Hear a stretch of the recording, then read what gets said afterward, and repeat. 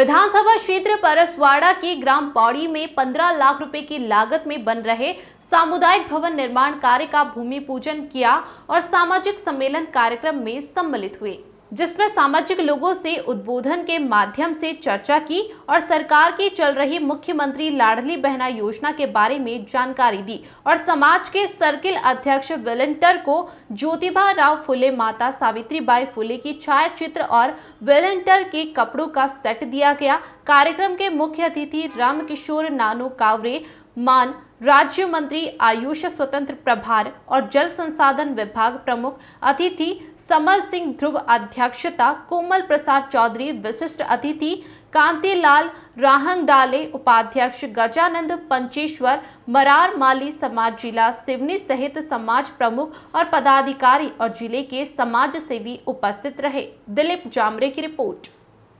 हुए जिन्होंने समाज में समरसता लाने के लिए, हम अपने समाज को आगे बढ़ाने के लिए, राष्ट्र को आगे बढ़ाने के लिए सबने पहले माना राष्ट्र, उसके बाद में माना व्यक्ति। इसलिए हम भी कहते हैं, हम जिस विचारधारा में काम करते हैं उस विचारधारा में हमको सिखाया गया है सबसे पहले राष्ट्र, उसके बाद में दल और उसके बाद में व्यक्ति होता है। यदि राष्ट्र नहीं रहेगा तो दल का क्या काम, और राष्ट्र नहीं रहेगा तो व्यक्ति का क्या काम। हम अंग्रेजों के बीच में गुलाम रह के देखे हैं, क्या गुलामी थी वो। उन परिस्थितियों में, उन विपरीत परिस्थितियों में उनसे जब इतिहास को पढ़ते हैं तो मन खोल जाता है, मन को बड़ी पीड़ा होती है कि हमारे पुरखों ने कितना वो विपदा झेला होगा, कितनी परेशानी झेली होगी, और हमको आजादी दिलाने के लिए उन महापुरुषों ने। आज हम वीर भगत सिंह को याद करते हैं। 23 साल की उम्र में हंसते हंसते फांसी के तख्ते पर पहुंच गए और हार नहीं मानी। उन्होंने कहा कि एक भगत सिंह मरेगा, एक भगत सिंह बलिदान होगा तो इसकी क्रांति पूरे देश में फैलेगी और 1000 भगत सिंह पैदा होंगे।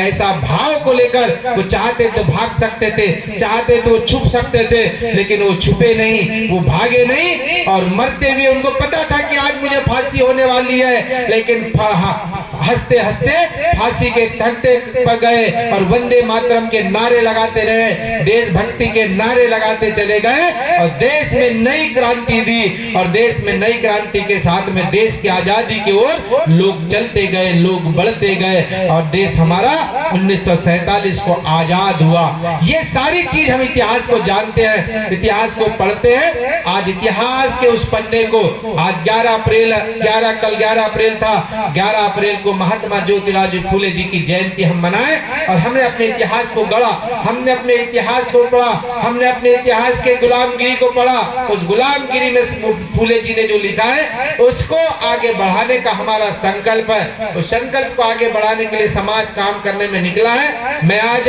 हमारे बैयर वो है शिक्षा। जो शिक्षा ग्रहण करेगा दुनिया की कोई ताकत उसको आगे नहीं रोक सकती बढ़ने से।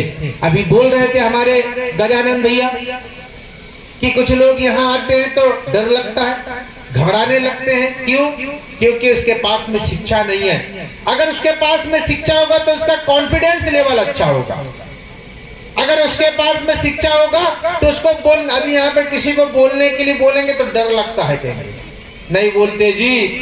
लेकिन जो शिक्षित व्यक्ति होगा, जिसको ज्ञान होगा, वो किसी भी विषय पे आकर यहाँ पर बोल सकता है। इसलिए हमें बोलने की भी आदत चाहिए। हमें अपने, कई बार मैं चर्चा में करता हूँ, हमारे अपने लोगों की बड़ी अपेक्षाएं रहती है, लोगों का बड़ा भाव रहता है। अभी चले जाएंगे वहां